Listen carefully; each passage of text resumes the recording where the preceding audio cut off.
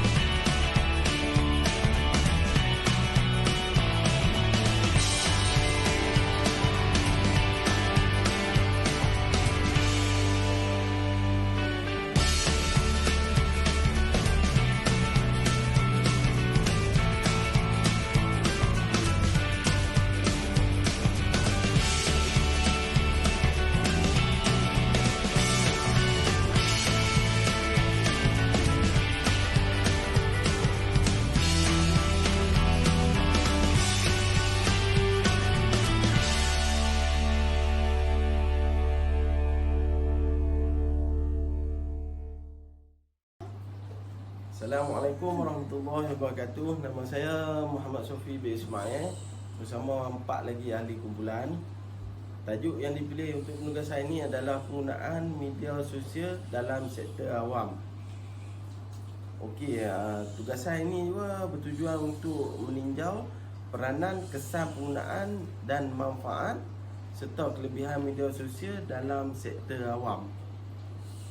Untuk bahagian pengenalan, penggunaan media sosial ini tidak dapat dinafikan bahawa pada era yang moden ini telah mendapat sambutan yang hangat.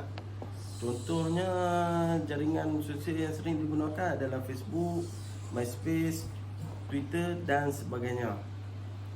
Komunikasi terjalin melalui dua arah dan kemudian mencipta komuniti dengan cepat kerana media sosial mengajak sesiapa yang berminat untuk berhibur dengan memberi sumbangan dan maklum balas secara terbuka serta berkongsi maklumat dalam masa yang cepat dan tidak terhad. Okey, definisi media sosial juga boleh kita katakan sebagai dilihat berfungsi sebagai wadah bagi masyarakat untuk mewujudkan kekuatan sosial dan menjadi isu rakyat dan para netizen dalam mengutarakan pendapat. Ini menunjukkan bahawa betapa pentingnya peranan media sosial dalam melihat sejauh mana sumbangan sektor awam di Malaysia. Assalamualaikum, saya Madalina binti Muhammad Isa, nombor matrik 276521. Etika dalam media sosial di sektor awam perlu diterapkan nilai-nilai murni, iaitu ketulusan, kejujuran, keberanian, keadilan dan sebagainya. Saya ingin menerangkan tentang etika penggunaan media sosial oleh penjawat awam yang terdiri daripada 7 elemen, iaitu yang pertama, patuh dengan terma dan syarat Peraturan Penjawat Awam 1993 supaya penjawat awam dapat mencerminkan kepribadian dan tata kelakuan. Kegunaan kepribadian semasa waktu pejabat.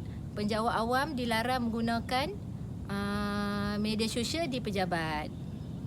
3. Menjaga maklumat rasmi kerajaan dengan tidak mendedahkan di media sosial. Dia akan dikenakan tindakan di bawah Akta Rahsia Rasmi 1972. 4. Elak isu-isu serangan peribadi dan kritikan membawa kepada pertelingkahan dan pergaduhan. Kelima, hak cipta dan harta intelek yang dikongsikan di media sosial perlu mendapat kebenaran dari segi penyebaran dan penyampaian dengan cepat, produktif dan berkesan. Semak kesahihan dan kepastian. Perkongsian berita palsu bukan sahaja mengelirukan masyarakat, boleh mengancam harmoni negara. Amalkan 3R, research, penyelidikan, responsibility, bertanggungjawab, report dan lapor. Ketujuh, dilarang mengambil hal-hal di dalam bidang politik. Penjawat awam dilarang like ataupun share di media sosial berkaitan artikel politik. Assalamualaikum warahmatullahi wabarakatuh. Nama saya Nurul Ida binti Yusof, nombor matrik 276677. Okey, seperti yang kita sedia maklum, penggunaan media sosial telah digunakan secara meluas pada zaman yang serba canggih kini. Tetapi terdapat kesan baik dan buruk penggunaan media sosial di dalam sektor awam. Antara kesan baiknya ialah penggunaan media sosial ini dapat meningkatkan penglibatan pelanggan. Yang kedua, maklumat yang disampaikan lebih cepat dan menyeluruh. Dan yang ketiga, penggunaan media sosial di dalam sektor awam ini boleh dijadikan sebagai medan penyebaran ilmu ataupun medan perkongsian ilmu. Tetapi, terdapat juga kesan buruk penggunaan media sosial di dalam sektor awam. Antaranya yang pertama ialah penyebaran maklumat palsu itu dapat berlaku di dalam media sosial. Yang kedua, media sosial ini dijadikan sebagai medan berbalah, bergaduh, dicaci dan segala benda negatif boleh berlaku di dalam media sosial ini. Dan akhir sekali, media sosial juga dengan penggunaan media sosial ini, sikap tidak bertanggungjawab penjawat awam itu sendiri boleh menyebabkan kebocoran maklumat di dalam sesebuah sektor kerajaan. Jadi secara kesimpulannya, baik dan buruk penggunaan media sosial ini adalah bergantung kepada dalam diri kita sendiri. Assalamualaikum dan selamat sejahtera semua. Saya Nadia Nazira Media Indonesia. Saya ingin menerangkan sedikit sebanyak mengenai cara mengatasi masalah penyalahan media sosial di sektor awam. Pengenalan. Media sosial adalah satu media komunikasi yang penting bagi masyarakat di Malaysia. Yang kedua, perkara yang perlu diambil kira terhadap media sosial di kalangan individu adalah perantaraan di dalam sektor awam. Manakala keadaan rasmi ataupun peribadi bagi memastikan etika semasa menggunakan media sosial. Peraturan yang tertakluk oleh Pegawai Awam Kelakuan dan Tata Tertib 1993 adalah satu contoh sifat kepribadian atau kelakuan anggota perkhidmatan awam. Kesahihan maklumat terbagi kepada dua.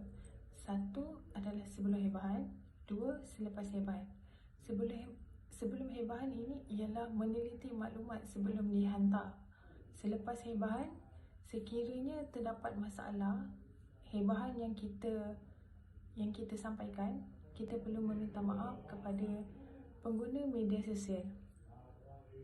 Komen negatif mempunyai dua, ialah akaun asli dan akaun palsu. Akaun asli ini ialah sebarang komen mengenai isu-isu yang melibatkan agensi atau berbentuk serangan peribadi hendaklah dielakkan. Akaun palsu pula ialah digunakan oleh mereka yang tidak bertanggungjawab untuk menulis atau meninggalkan komen yang menyentuh sensitiviti seseorang pengguna media sosial.